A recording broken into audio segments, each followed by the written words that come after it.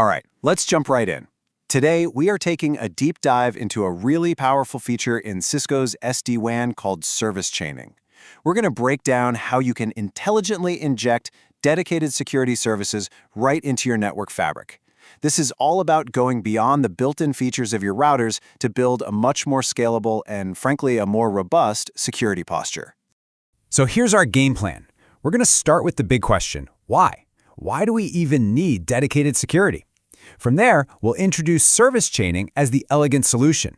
Then we'll get into the nuts and bolts, how services are advertised, how we use policies to steer traffic, and finally, we'll wrap up with some really key considerations for when you deploy this in the real world. Okay, first things first. Before we can appreciate the solution, we really have to understand the problem. And it all boils down to the inherent limitations you'll eventually hit with those integrated on-box security solutions. You know, this image really captures the reality of a modern network, right? Your security services aren't just stuck in one place anymore. With an SD-WAN fabric stretching across everything, you might have firewalls in the data center, a secure web gateway in the cloud, and maybe even an IPS at a large branch. This gives you amazing flexibility, but it begs the question, how do you steer the right traffic to the right service no matter where it lives? So here's the crucial point. Those Cisco SD-WAN edge devices, they come packed with a pretty impressive suite of security features right out of the box. We're talking firewall, IPS, URL filtering, the whole shebang.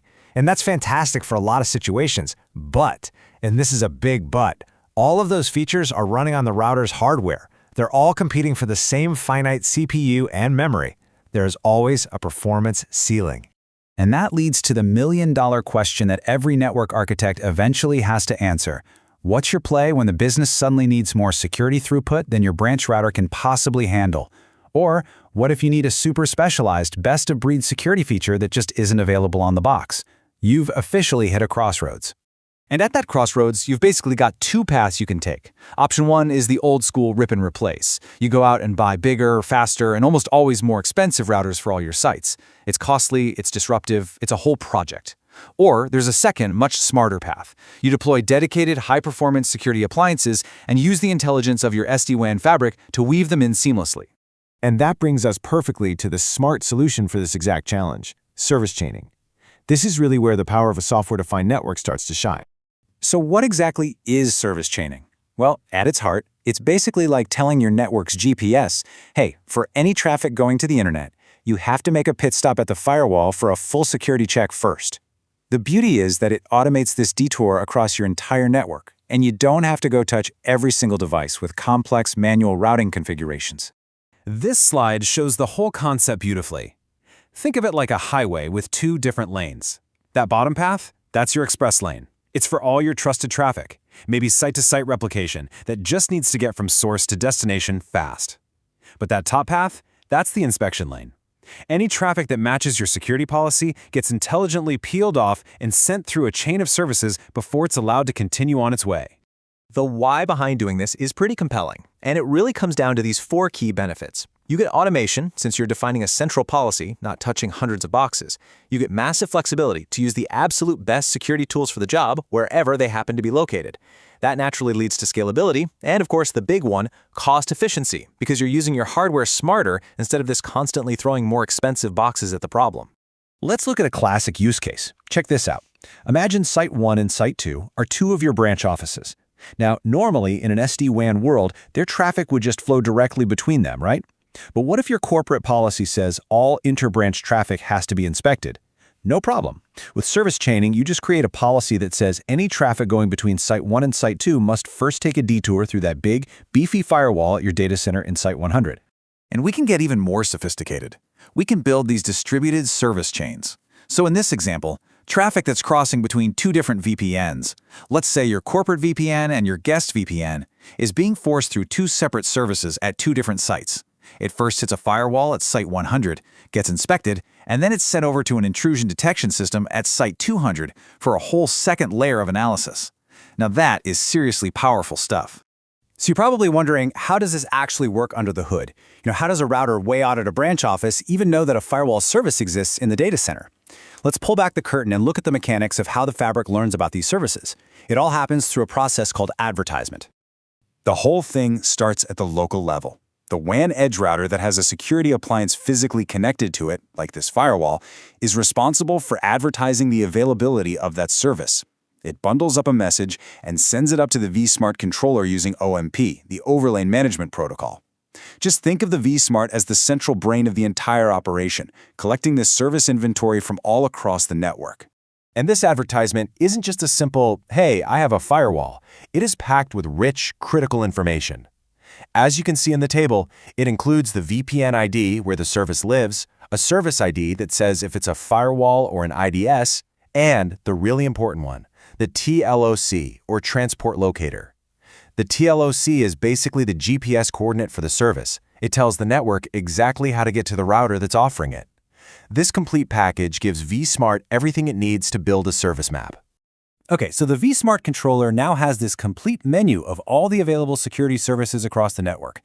How do we actually tell our traffic to use them? Well, the answer, and this is really the heart and soul of SD-WAN, is policies. This is where we get to be the puppet master and give the network its marching orders. Now, we've got two main tools in our policy toolbox, and it is absolutely vital to understand the difference. Think of a control policy as a high-level traffic commissioner. It's enforced by vSmart, and it makes broad decisions, basically changing the next hop for an entire network prefix. A data policy, on the other hand, is like a security guard at a specific building entrance. It's enforced by the WAN edge routers themselves and gives you incredibly granular control to inspect specific application flows and steer only that traffic. So from a practical standpoint, this all starts right here in the Cisco vManage GUI. The very first step is you have to tell the local WAN edge router about the service it's connected to. As you can see here, inside a VPN template, you just define the service type, in this case, a firewall, and you give it the IP address of that firewall. The moment you do this, you trigger that OMP advertisement that we just talked about. So once the service is being advertised, step 2 is to actually build your steering policy. This screen shows what that looks like. We're building a control policy here. You define a sequence. You set your conditions to match on, like, say, a specific site or a specific VPN. And then the magic happens in the Actions section. You just tell it to set the service to the firewall you advertised. The vSmart then takes this logic and pushes it out, changing the routing table for the whole network.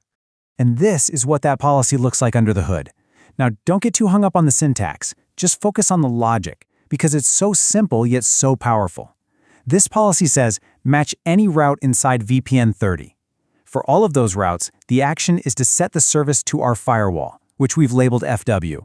That's it. It's a blanket rule. Now, every single packet inside that VPN is going to get detoured through the firewall first. That is the brute force power of a control policy. Now compare that with a data policy. See the extra level of granularity here? Within VPN 10, we're not just matching everything. Instead, we're matching only on traffic where the destination IP address falls within a specific prefix list. And only for that very specific traffic do we set the service to the firewall. All the other traffic inside VPN 10 just flows normally. It's like using a scalpel instead of a sledgehammer. Total precision. All right, let's get to the final and maybe most important piece of the puzzle, making this work in the real world. Knowing all the theory is great, but a successful deployment really comes down to careful planning.